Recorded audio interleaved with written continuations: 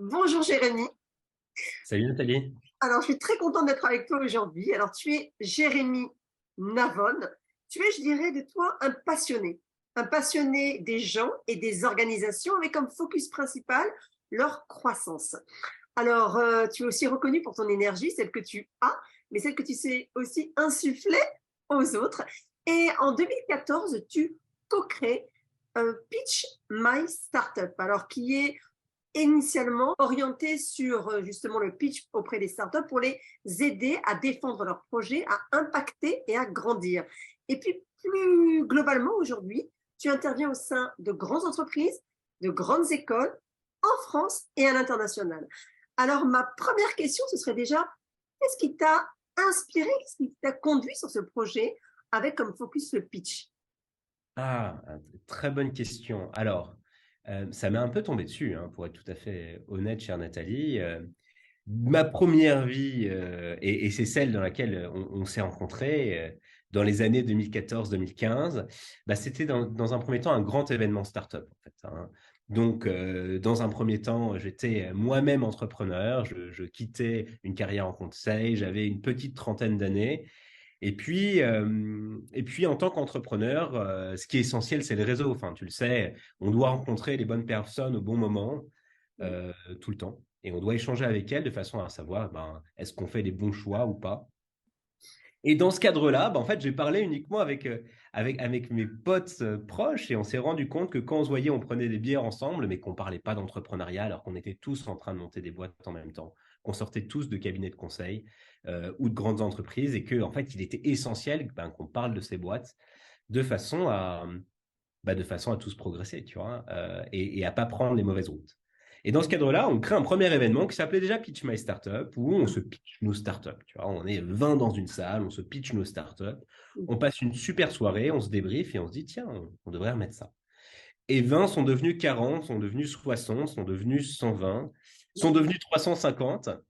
Et c'est devenu, au fur et à mesure des années, au bout de 2, 3 ans, un des événements phares de la scène startup française, qui s'appelait Pitch My Startup. Et où, à la fin, on a fait l'arrivée de WeWork en France avec plus de 500 personnes, plus de 250 entrepreneurs, une cinquantaine de VC et Prisma Media en partenaire. Tu vois. Et comment on est arrivé au pitch, qui était ta question initiale?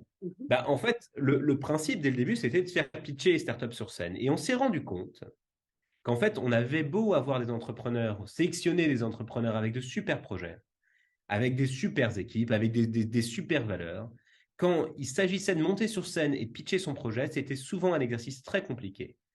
Et on voyait à contre-cœur un certain nombre d'entre eux se bananer, enfin se planter. Et donc, assez rapidement, dans le process d'onboarding qui était lié à notre événement, on a commencé à les coacher en disant, OK, tu montes sur scène, on te met devant des gens sérieux. Notre objectif, c'est que tu puisses convertir un maximum de clients dans la salle, convaincre un maximum d'investisseurs. Et donc, pour ça, tu dois être prêt. Et comme tu es pas prêt aujourd'hui, et ben, on va te coacher nous. Et donc, j'ai commencé à le faire avec les petites compétences de business qui étaient la mienne, mon passé dans la communication, et puis le peu de théâtre que j'avais fait également à l'école. Et puis, en fait, il s'est avéré que ce coaching fonctionnait très, très bien. Et c'était le retour qu'on avait. C'était des gens qui étaient multi-incubés, multi-accélérés. Et quand on les coachait au pitch, en fait, on arrivait à les réaligner.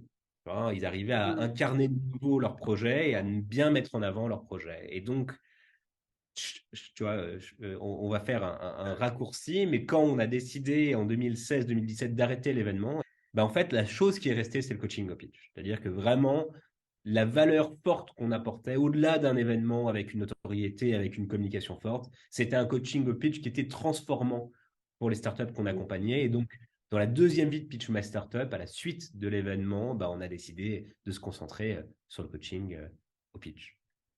J'aime beaucoup, merci Jérémy, j'aime beaucoup ce que tu dis, parce qu'à la base, c'est parti d'un besoin, comme beaucoup d'ailleurs de création d'entreprise. Voilà, il y avait un besoin d'exprimer ce que chacun faisait en termes de créateur d'entreprise, et puis aussi une réponse à une problématique existante qui était, OK, j'ai un projet, mais je sens qu'intérieurement, comme tu dis, je ne suis pas alignée, et donc il y a ce besoin de réaligner pour faire passer le message. Alors, du coup, est-ce que toute personne peut pitcher, qu'on soit timide ou complexé?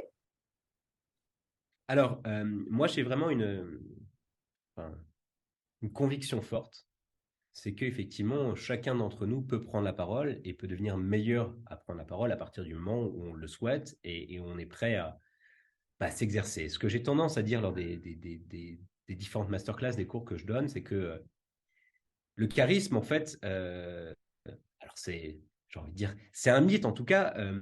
Les gens qui ont du charisme, c'est des gens qui arrivent à bien transmettre leur message, c'est des gens qui arrivent à bien engager leur audience, qui ont cette compétence souvent innée. Ok, de la même façon que certains sont bons en maths. Ok, certains sont bons en maths, ils sont bons en maths dès le CP, ils restent bons en maths au collège et au lycée. Et ils ont cette capacité d'être bons en maths. Et bien d'autres ont cette capacité à bien convaincre leur auditoire, à bien engager leur audience, à bien prendre la parole en public. Mais c'est comme les maths. Moi, le jour où j'ai découvert qu'on pouvait devenir meilleur en maths en faisant des exercices de maths, ma vie a changé, tu vois. Sauf qu'il était un peu tard, tu vois. J'étais déjà en classe prépa, c'était déjà pipé. Et donc, c'est vraiment ce que je dis. Vous voulez devenir bon en prise de parole, je vous donne, lors de mes masterclass, toute la théorie. Qu'est-ce qu'il y a derrière une bonne prise de parole? Qu'est-ce qu'il y a derrière un bon pitch en termes de structure? Qu'est-ce qu'il y a derrière une bonne prise de parole en termes de forme sur la voix, sur le corps, éventuellement sur la façon d'interagir avec des slides? Maintenant, vous connaissez la théorie. Maintenant, à vous de pratiquer. Dès que vous avez l'occasion de prendre la parole, même dans un contexte restreint, en famille, à un dîner avec des amis, avec une audience un peu plus large, au travail, allez-y, prenez la parole encore et encore, appliquez les méthodes que je vous transmets et vous deviendrez meilleur en prise de parole de la même façon que certains d'entre vous sont devenus meilleurs en maths, en poésie, en français. Et j'y crois vraiment et on l'a vu. Ça fait quand même 10 ans, presque 10 ans qu'on a créé Pitch My Startup. On a vu des entrepreneurs qui n'étaient pas forcément excellents en prise de parole, qui sont devenus des leaders exceptionnels, non seulement vis-à-vis de leurs équipes, mais aussi vis-à-vis de l'extérieur. Donc ça se fait. Et d'ailleurs, je vais même plus loin. Pour ceux d'entre vous qui nous écoutent, qui sont CEO de leur boîte, c'est essentiel. Non seulement ça se fait, mais ça doit se faire. Et j'ai un côté un peu clivant parfois. Si vous êtes CEO de votre boîte et que vous n'aimez pas prendre la parole, que vous êtes mauvais à cet exercice et que vous ne voulez pas vous améliorer, il faut changer de job en fait. Le job de CEO, le job de cofondateur, c'est principalement de prendre la parole et d'être son premier ambassadeur dans toutes les scènes, que ce soit devant l'investisseur, devant des accélérateurs, devant des clients, lors de keynote. Voilà, c'est essentiel de maîtriser ce skill-là. Et en vrai, et ce sera le dernier élément que je vais mettre en exergue par rapport à la réponse à ta question, c'est vraiment une compétence qui est surévaluée dans le monde professionnel. Et donc, si vous êtes capable de bien prendre la parole lors d'une réunion en interne, devant votre boss, eh ben, vous serez perçu comme un leader, on vous donnera la parole, vous aurez plus de promotion, vous serez dans des programmes fast track. Ben, voilà. Les gens qui prennent la parole sont perçus comme des leaders, des leaders qu'on doit empowerer et qui méritent, parce qu'ils ont ce skill-là, d'être des dirigeants. Tu vois, il y a quelque chose comme ça.